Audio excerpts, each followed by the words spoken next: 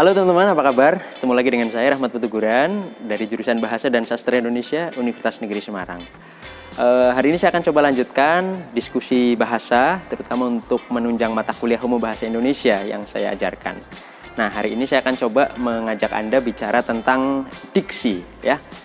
Kita semua sudah tahu bahwa diksi adalah salah satu elemen penting dalam aktivitas berbahasa karena sangat mempengaruhi keberhasilan kita dalam berkomunikasi, baik komunikasi lisan maupun komunikasi tulisan. Kalau kita bisa menguasai teknik diksi atau pemilihan kata yang tepat, kita bisa berkomunikasi secara efektif dan efisien, sehingga tujuan kita berkomunikasi juga tercapai. Sebaliknya, kalau kita gagal mendayagunakan kata, gagal memilih mendayagunakan diksi, mungkin kita akan terhambat, ada salah paham dan sebagainya. Why do I have to tell you this? Tunggu. Bisa diulang? Jeez. Soccer. Sepak bola. Oh alah, bal-balan toh. Nah, kita akan pelajari satu persatu bagaimana sih ciri-ciri, bagaimana sih cara menggunakan diksi yang baik.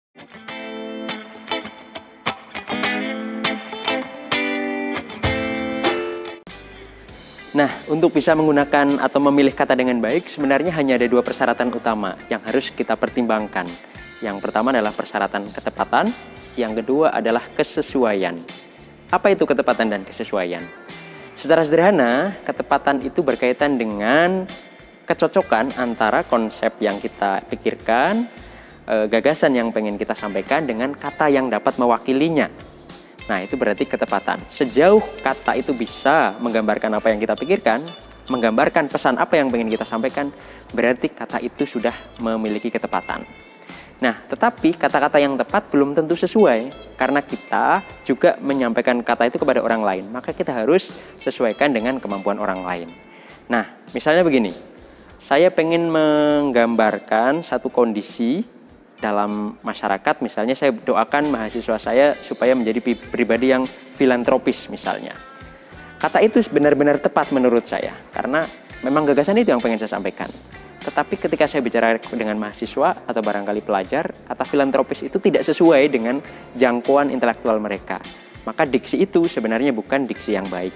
Tepat tetapi tidak sesuai. Nah, supaya tepat dan sesuai, kita harus cari kata yang bisa mewakili pemikiran kita, sekaligus relevan dengan kemampuan intelektual dan latar belakang budaya orang yang akan kita ajak bicara atau akan membaca tulisan kita.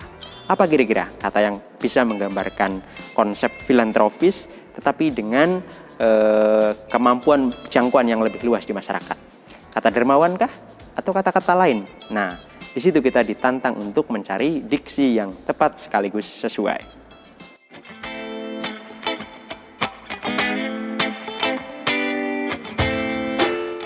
Nah, teman-teman sekalian, supaya kita bisa menggunakan kata atau mendayagunakan kata dengan tepat dan sesuai, saya merekomendasikan ada 5 hal yang harus dipertimbangkan. Yang pertama adalah kita harus mencermati kata yang bermakna konotatif dengan kata yang bermakna denotatif.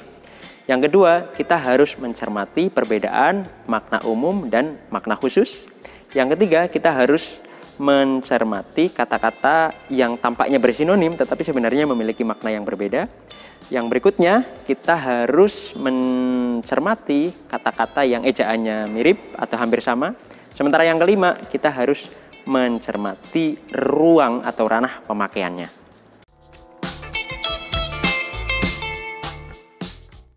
Nah, hal pertama yang harus kita perhatikan supaya bisa menggunakan kata dengan tepat adalah membedakan kata yang bermakna denotatif dan bermakna konotatif. Denotasi artinya kata yang memiliki makna leksikal dan tidak memiliki makna emosional. Sementara kata yang berkonotasi atau memiliki makna konotatif adalah kata-kata yang memiliki makna emosional tertentu. Kalau kita ingin menjelaskan suatu konsep yang membutuhkan pemahaman logis, maka kita dianjurkan untuk menggunakan kata-kata denotatif. Sementara kalau kita pengen menyampaikan pesan yang ada muatan emosionalnya, maka kita dianjurkan untuk menggunakan kata-kata yang bermakna konotatif. Saya bukan mau nagih, cuma mau lewat aja, mau lihat senyum kamu. Makasih. Sama-sama. Nah, yang kedua yang harus kita perhatikan adalah membedakan dengan cermat kata-kata yang bersinonim. Dulu saya memahami bahwa kata yang bersinonim itu memiliki makna yang sama, tetapi ternyata keliru menurut saya. Sinonim itu tidak bermakna sama, tetapi bermakna mirip. Oleh karena itu, kata-kata itu tetap harus dipilih sesuai dengan konteks penggunaannya. Salah satu contoh yang bisa kita gunakan untuk mencermati kata-kata yang bersinonim adalah kata mati, wafat, gugur, tewas, mangkat, dan sebagainya. Kata-kata itu memiliki makna leksikal yang mirip, tetapi dalam konteks penggunaan harus dipilih dengan cermat karena tidak bisa saling menggantikan satu sama lain. Nah, yang ketiga yang perlu kita perhatikan adalah membedakan dengan teliti kata-kata yang ejaannya mirip atau hampir sama. Kata-kata yang mirip sering kita gunakan secara keliru karena kita merasa itu hampir sama. Nah, kalau kita ingin menggunakan diksi yang tepat, maka ejaan yang mirip itu harus kita pilah-pilah, harus kita cermati dengan betul. Misalnya pada kata karton dan kartun itu berbeda. Kata preposisi dan proposisi itu juga berbeda. Kata korporasi dan koperasi tentu saja juga memiliki makna yang berbeda. Nah, cermatilah kata-kata yang ejaannya mirip tersebut supaya kita bisa menggunakannya secara tepat. Nah, teman-teman, yang keempat adalah kita harus cermat membedakan penggunaan kata umum dengan kata khusus. Kata umum adalah kata yang memiliki makna sangat luas. Sementara kata khusus adalah kata yang memiliki makna spesifik. Misalnya pada kata makanan. Makanan adalah kata umum karena mengandung variasi yang sangat banyak. Misalnya rames, pecel, somai, dan buah-buahan itu seluruhnya adalah makanan. Sementara kata khusus memiliki makna yang lebih spesifik. Nah, untuk menghindari kesalahpahaman, kita harus cermat kapan harus menggunakan kata umum dan kapan harus menggunakan kata khusus. Misalnya nih, kalau kita mau memesan sesuatu kepada teman, sebaiknya kita menggunakan kata khusus. Misalnya mau pesan buah. Kata buah saja tidak cukup karena maknanya sangat luas. Kita harus cermat khusus menginginkan buah apa, buah yang dalam kondisi seperti apa dan jenisnya apa. Baik teman-teman, yang kelima adalah kita harus cermat membedakan ranah penggunaannya. Kita menggunakan kata-kata untuk tujuan yang berbeda di ruang sosial yang berbeda dengan orang yang berbeda. Maka supaya kita menggunakan kata yang sesuai, kita harus sesuaikan ranah penggunaannya. Misalnya kita sedang menggunakan karya sastra atau sedang menulis karya sastra, maka kita menggunakan kata-kata yang bermakna konotatif dan bebas. Tuhanku, dalam termangu, aku masih menyebut namamu. Biar susah sungguh, mengingat kau penuh seluruh.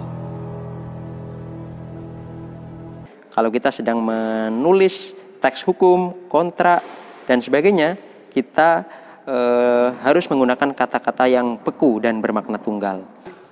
Menghukum terdakwa untuk membayar uang pengganti sebesar $7.300.000 Amerika Serikat, dikurangi sebesar 5 miliar rupiah yang telah dititipkan oleh terdakwa kepada penyidik Komisi Pemberantasan Korupsi dengan ketentuan apabila tidak membayar dalam waktu 1 bulan sesudah putusan pengadilan memperoleh kekuatan hukum tetap, maka harta benda terdakwa Setia Novanto akan disita.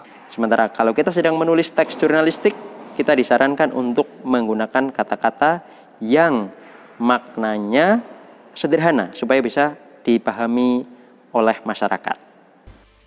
Perekonomian global diproyeksi tumbuh melambat dibandingkan dengan tahun lalu. Bank Dunia memperkirakan ekonomi dunia hanya akan tumbuh 2,9% tahun ini.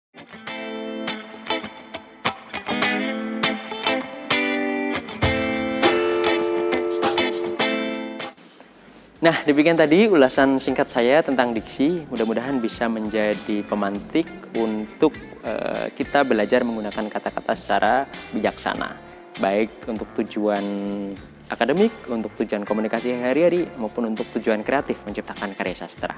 Mudah-mudahan materi singkat ini bermanfaat. Kita ketemu di pertemuan yang akan datang. Terima kasih.